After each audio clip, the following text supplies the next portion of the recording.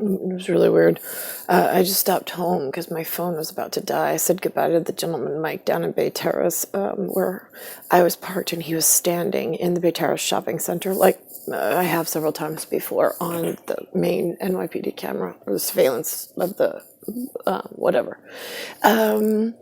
And so Tia Frio had called me asking me for the IMEI number, and I'm like, no, saying that he was switching to Verizon. I'm like, what? That's like lame excuse, doesn't make sense, and I don't trust you as far as I can throw you, sack of shit.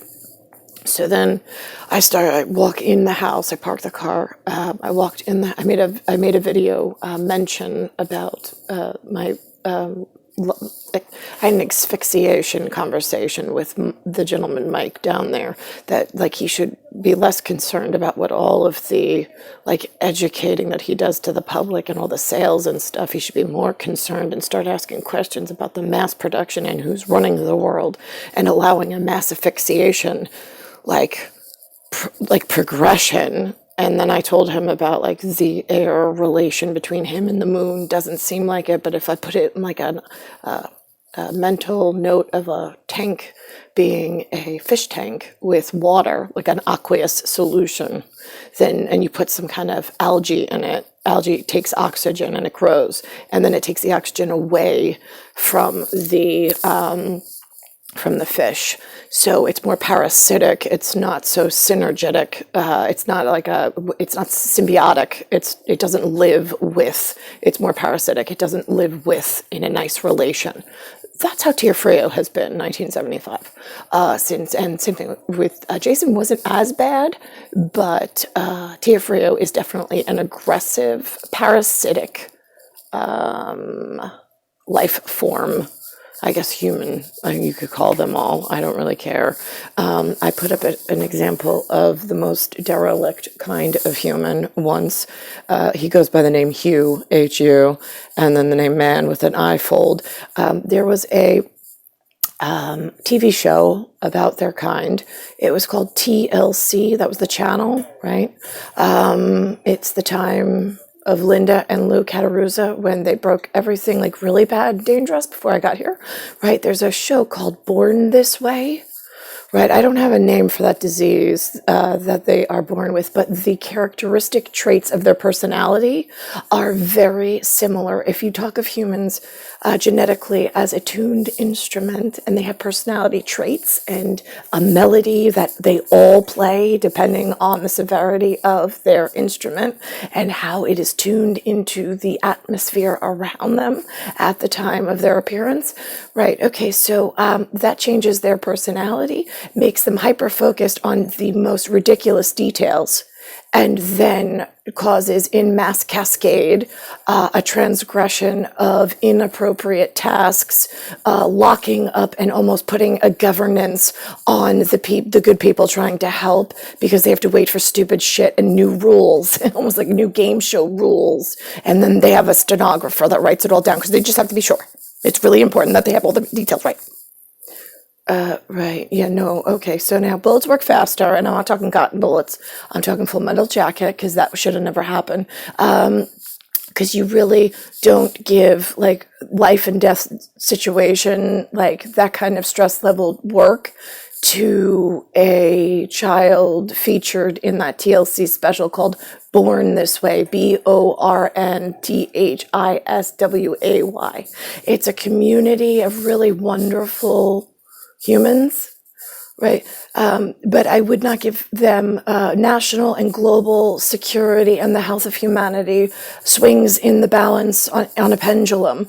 I would not rely on anyone in that show to save the rest of humans on their ability and capability. I just wouldn't. Right? So, yeah, there's where you can go look for some issues. But anyway, so Anthony Tiafrio, 1975, I walk into the house to go plug my phone in because it's almost dead.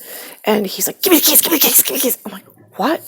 Oh, he called me 3 times in the car, which I didn't answer because I'm busy. And then I come in, give me the keys. I'm like, what? He's like, now it's 8:30 p.m. on a Friday. And now his boss needs him to go do something real fast because he's got some work tomorrow on Saturday. What? Like, what kind of a boss do you work for?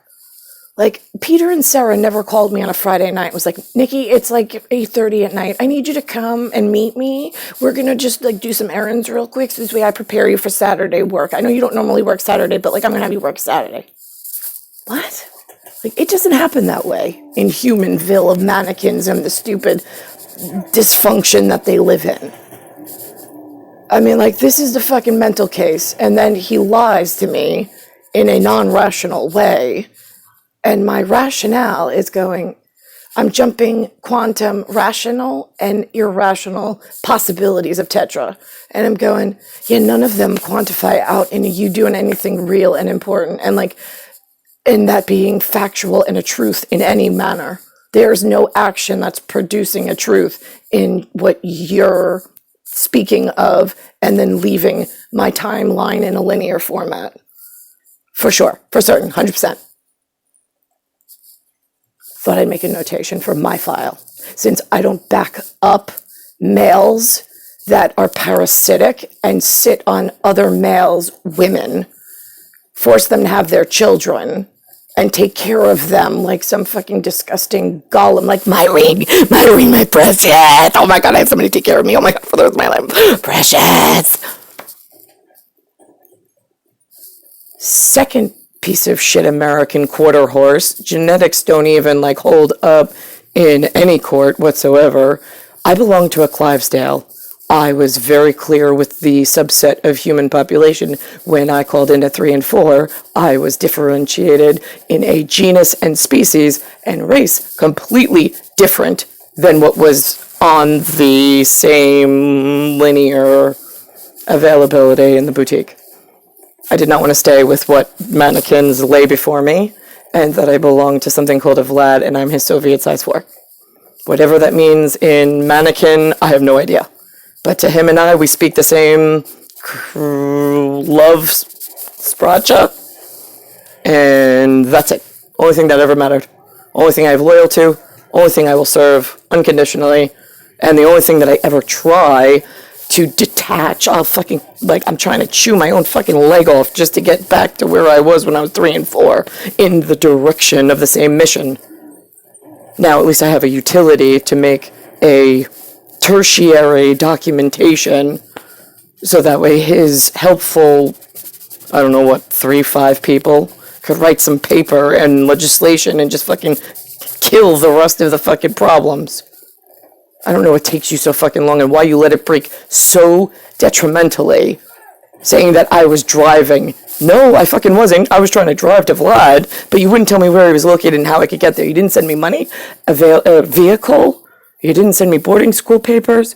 You just left me in New York and cut off every option for anything Clivesdale. And you left me in an American quarter horse necrotic position and forced whatever this is that nobody gives a shit about, neither do I.